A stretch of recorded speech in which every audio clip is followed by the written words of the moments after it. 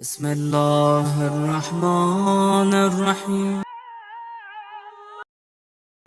کہ اللہ نے قرآن کے اندر یہ نہیں کہا شہر رمضان، ماہ رمضان کون سا مہینہ ہے جس میں مستحب نمازیں زیادہ ہیں، یہ نہیں کہا کہ یہ وہ مہینہ جس میں روزے فرض کیے گئے ہیں، یہ نہیں کہا کہ یہ وہ مہینہ ہے جس کے اندر صدقے کا ثواب زیادہ ہے، خمس دینے کا ثواب زیادہ ہے، نہیں، یہ سب چیزیں ہیں۔ اللہ کیا فرما رہا ہے؟ اللہ کہتا ہے شہر رمضان الذی انزل فیہ القرآن، یہ وہ مہینہ ہے جس میں قرآن کو نازل کیا گیا۔ میں ایک روایت کو پیش کرنا چاہ رہا ہوں، صحابی رسول ہیں، نام ہے سعد ابن معاذ رضی اللہ عنہ۔ سعد ابن معاذ، سعد کے نام سے بہت سے صحابہ رسول ہیں، فہرست سے پوری صحابہ کی جن کے نام سعد ہیں، لیکن سعد ابن معاذ جن کا مشہور واقعہ آپ کے ذہنوں میں ہوگا کہ پیغمبر جنازے پہ آئے، قبر پہ آئے تو ان کی والدہ نے کہا کہ سعد جنت مبارک ہو، تو حبیب خدا نے فرمایا نہیں، ان پہ تو عذاب ہو رہا ہے ابھی۔ کہا یا رسول خدا کیسے مان لوں، آپ تو شریف لائے ہیں پھر بھی عذاب ہو رہا ہے۔ کہ اس کی بیوی راضی نہیں تھی اس سے، روایت ہے ذہنوں میں سب کے، نہاں ہوں جب نہیں کریں گے تو مجھے پتہ نہیں چلے گا کہ ذہنوں میں ہے یا نہیں ہے، کچھ نہ کچھ اشارہ کرتے رہیں تاکہ مجھے پتہ چلے کہ ہاں ہاں روایت سن رکھی ہے، میں آگے بڑھ جاؤں۔ عزیزان گرامی بھی روایت ہے، مشہور و معروف روایت ہے، لیکن جناب سعد سے متعلق یہ روایت امالی شیخ طوسی میں، شیخ طوسی نے اپنی کتاب الامالی کے اندر روایت نقل کی ہے۔ کون سی روایت ہے؟ کہ حبیب خدا کو جب خبر دی کہ سعد کا انتقال ہو گیا، سعد ابن معاذ کا، تو رسول خدا ننگے پاؤں تشریف لائے جنازے میں، جوتے نہیں پہنے ہوئے تھے، نعلین مبارک نہیں تھے۔ تو ایک صحابی نے سوال کیا، کہا یا رسول اللہ آپ سعد کے جنازے میں بغیر نعلین کے کیوں آئے ہیں؟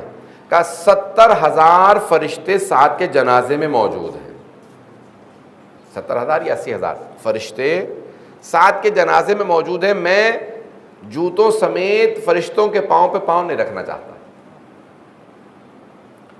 تو سوال کیا کہ یا رسول اللہ اتنے فرشتے کیوں آئے سعد کے جنازے میں؟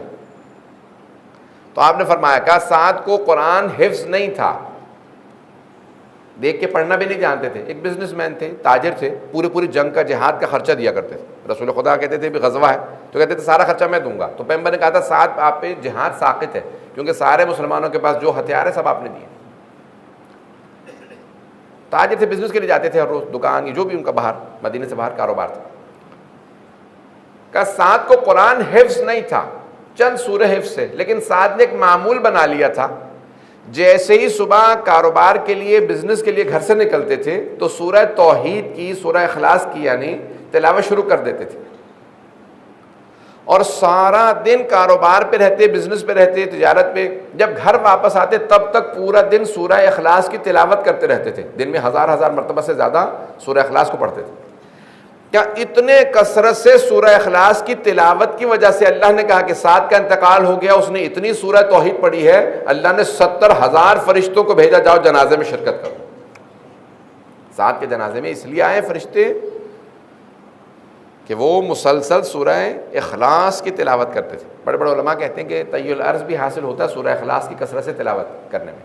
طی الارض سمجھتے ہیں حضرات کہ زمین جن کے لیے سکڑ جاتی ہے، نیت کی گھر سے نکلے فوراً کربلا پہنچ گئے، ایسے بھی ہوتے ہیں،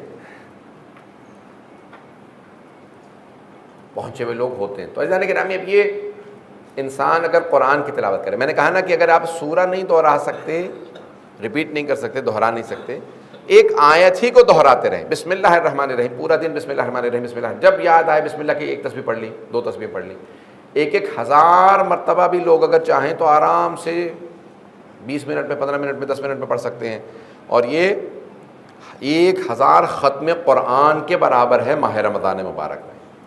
ایک صلوات پڑھیں گے محمد والے محمد میں، محمد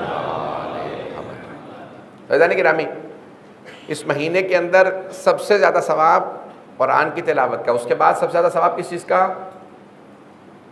محمد و آل محمد پہ صلوات پڑھنے کا ثواب ہے۔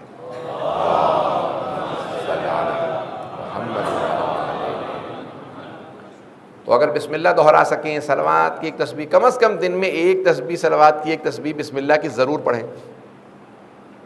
مرحوم علامہ طباطبائی صاحب المیزان، ذہنوں میں ہے نا سب کے، سید محمد حسین طباطبائی، علامہ طباطبائی، فرماتے ہیں کہ بعض اوقات صرف ایک صلوات جو پڑھ کے آپ اپنے مرحوم کو ثواب بخش دیتے ہیں، ہدیہ کرتے ہیں، میں نے یہ صلوات پڑھی اور اس کا ہدیہ میں نے اپنے مرحوم کو دیا۔ علامہ طباطبائی فرماتے ہیں وہ جو ایک صلوات آپ پڑھ کے اپنے مرحوم کو بخشتے ہیں،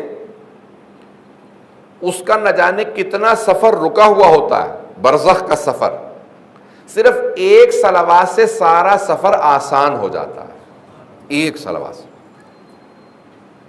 کہتے ہیں اس کی تاریکی، وہ جو قبر میں تاریکی ہوتی ہے، تاریکی دور ہو، صرف ایک صلوات سے تاریکی دور ہو جاتی ہے، سفر آسان ہو جاتا ہے۔ انسان کو اندازہ ہی نہیں ہے کہ اس ایک صلوات کا اثر کتنا ہے، ثواب کتنا ہے۔